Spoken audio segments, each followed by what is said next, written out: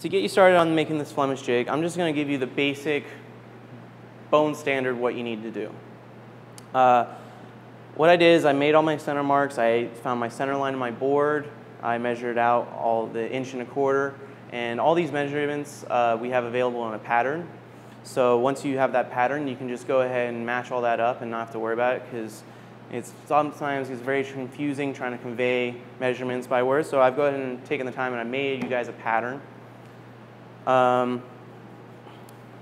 So the first thing I did was I cut my board down. Now it doesn't really matter the width of your board, whether it's 8, 10, 12 inches wide.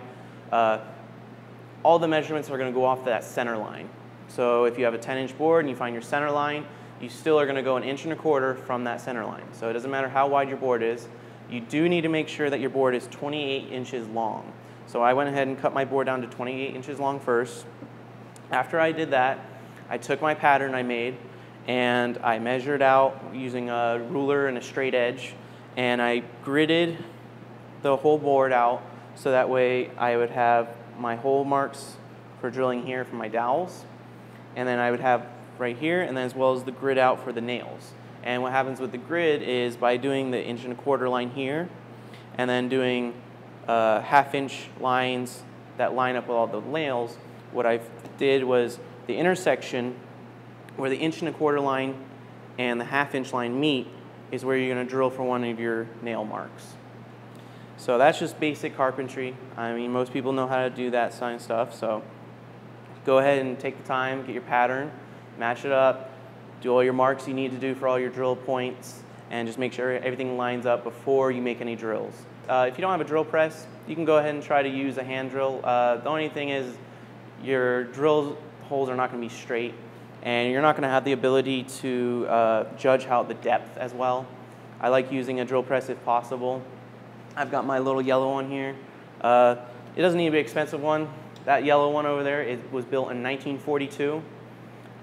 We looked it up. It actually probably helped build some war machines during the war.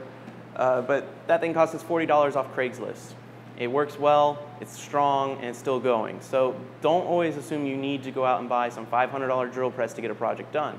There's lots of used alternatives out there, and often that machine built in 1942, there's not a single plastic part in there. I guarantee you go buy a drill press, there's going to be plastic gears and everything else that will going to break on you that you're going to have to replace, and that's exactly what they want you to do. After you've got all your holes drilled, you can go ahead and take a piece of dowel, cut it down, stick it in the hole. You're going to need 3 pieces of dowel, 2 that sit in the hole here, and 1 that goes up and down the line of adjustable ones here for however long your string is. And then after that, all you really need to do is get 10 nails for each of your 10 holes on each side, and go ahead and nail those in. And that's pretty much it. You've got your basic jig ready to use. Let's go ahead and head on to the next part of Module 3, and we'll show you how to do some alternative finishes and different techniques you can do to help bring this jig up to a little bit more professional standards, something that's going to handle long-term use and repeated making of bowstrings.